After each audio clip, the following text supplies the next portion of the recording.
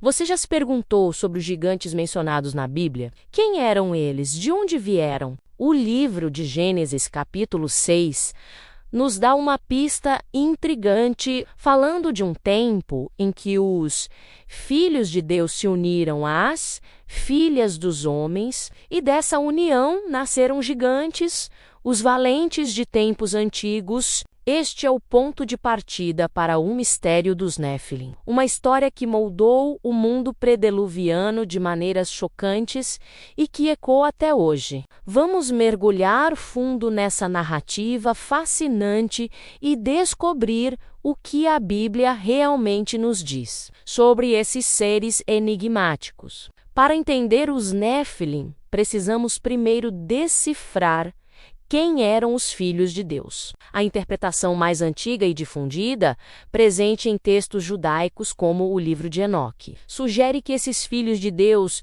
eram anjos caídos, anjos que, movidos pela luxúria, abandonaram sua morada celestial para tomar esposas entre as mulheres da terra. Imagine a cena: seres celestiais, poderosos e imortais, desobedecendo a Deus para se unirem a mortais. Gênesis 6 descreve que, quando a humanidade começou a se multiplicar e as mulheres nasceram, os filhos de Deus viram que elas eram belas e tomaram para si as que escolheram. Dessa união proibida nasceram os Néfilim. A palavra Néfilim vem do hebraico nefal, que significa cair.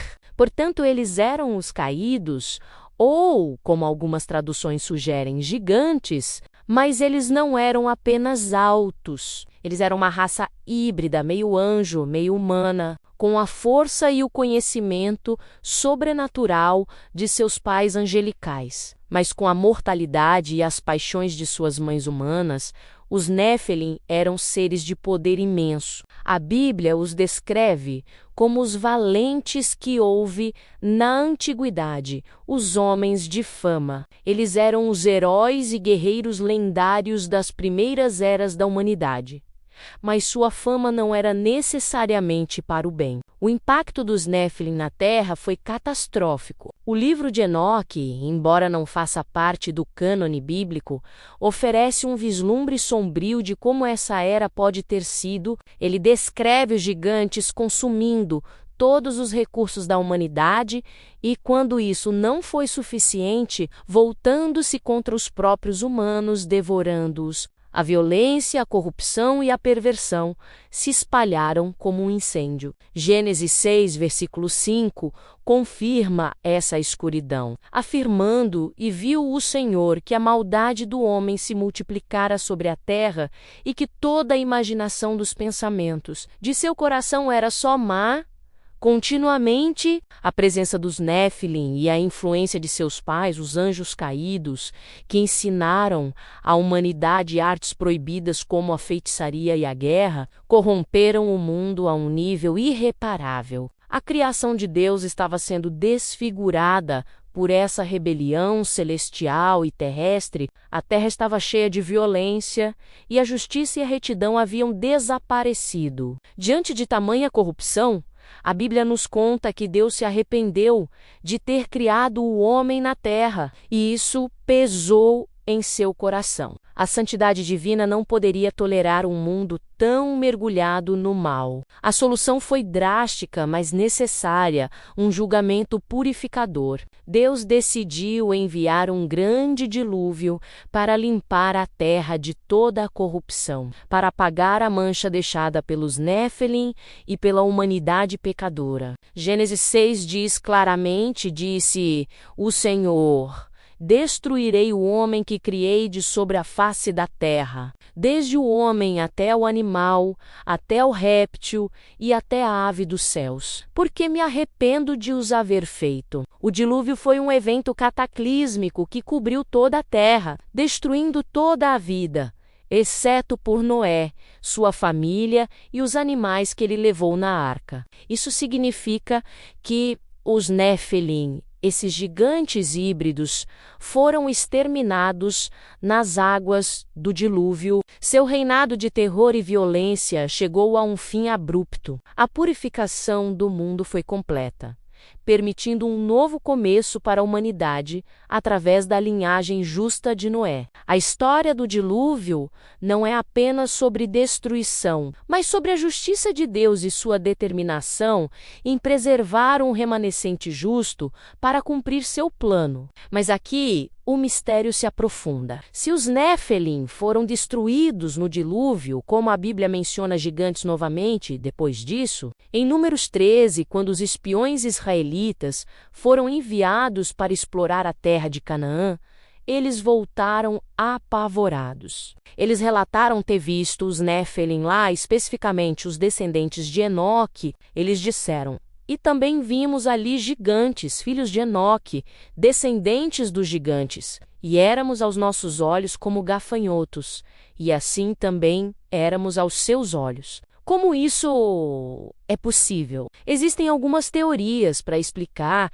essa aparente contradição. Uma delas é que o termo Néfilim passou a ser usado como uma descrição geral para pessoas de estatura extraordinária ou guerreiros temíveis. Em vez de se referir especificamente à raça híbrida original, os espiões poderiam estar usando a palavra de forma hiperbólica para expressar seu medo e a aparência formidável dos cananeus. Outra teoria, mais controversa, sugere que talvez tenha ocorrido uma segunda incursão de anjos caídos após o dilúvio, recriando uma nova geração de gigantes, embora a Bíblia não confirme explicitamente essa segunda incursão. A menção aos filhos de Enoque como descendentes dos Néfilim mantém um mistério vivo. Independentemente da explicação, a presença de gigantes na terra de Canaã se tornou um grande obstáculo para os israelitas. Esses gigantes, como os Enaquins, os Refaíns e os Uzins,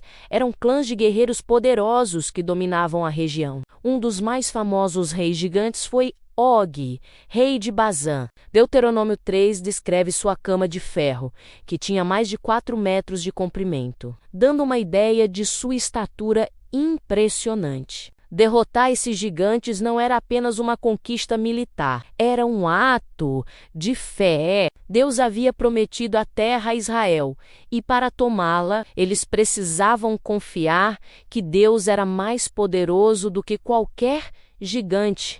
E claro, não podemos falar de gigantes bíblicos sem mencionar o mais famoso de todos, Golias. A história de Davi e Golias, em Samuel 17, é um dos relatos mais icônicos da Bíblia. Golias, um campeão filisteu da cidade de Gate, era um gigante de quase 3 metros de altura, coberto de bronze da cabeça aos pés. Ele desafiou o exército de Israel por 40 dias, e ninguém ousava enfrentá-lo. Sua presença paralisou uma nação inteira com medo. Golias pode ou não ser um descendente direto dos Néfilim originais, mas ele certamente representa o legado de terror e intimidação que esses gigantes deixaram para trás. A vitória do jovem pastor Davi sobre Golias com uma única pedra de sua funda é um símbolo poderoso da fé que supera o medo e da força de Deus, que se aperfeiçoa na fraqueza humana. Davi não viu um gigante invencível. Ele viu um inimigo que desafiava o Deus de Israel. Sua vitória não foi apenas pessoal, foi uma declaração de que o poder de Deus é supremo sobre qualquer força terrena. Não importa quão grande ou assustadora ela pareça, a derrota de Golias marcou o fim da era dos gigantes como uma grande ameaça na narrativa bíblica. Então, qual é o legado dos Néfilim? A história deles é um conto de advertência sobre as consequências da rebelião contra a ordem divina, tanto no céu quanto na terra. Eles representam a mistura do sagrado com o profano, uma corrupção que levou o mundo à beira da aniquilação. Sua presença explica a profundidade da maldade que provocou o dilúvio e a necessidade do julgamento radical de Deus. E mesmo após o dilúvio, o espírito dos Néfilim, a intimidação e o poder bruto que se opõe a Deus, continuou a se manifestar através de figuras como Golias. A mensagem final é clara: Não importa o tamanho dos gigantes que enfrentamos em nossas vidas, sejam eles literais ou figurativos, a fé em um Deus que é infinitamente maior é a nossa arma mais poderosa. A história dos Néfilim nos lembra que o universo espiritual é real e que a batalha entre o bem e o mal tem consequências tangíveis em nosso mundo. É uma narrativa que desafia nossa compreensão da história antiga e nos convida a confiar na soberania e na justiça de Deus. Os gigantes podem ter sido valentes e famosos, mas no final foram a fé e a obediência que prevaleceram. Obrigado por assistir a esta exploração profunda do mistério dos Néfilim. Se você gostou deste vídeo e quer continuar descobrindo as histórias mais fascinantes da Bíblia, não se esqueça de se inscrever no nosso canal, deixar o seu like e ativar o sininho para não perder nenhum conteúdo novo. Deixe nos comentários o que você acha sobre os Néfilim e nos conte de qual cidade você está vendo esse vídeo. Até a próxima!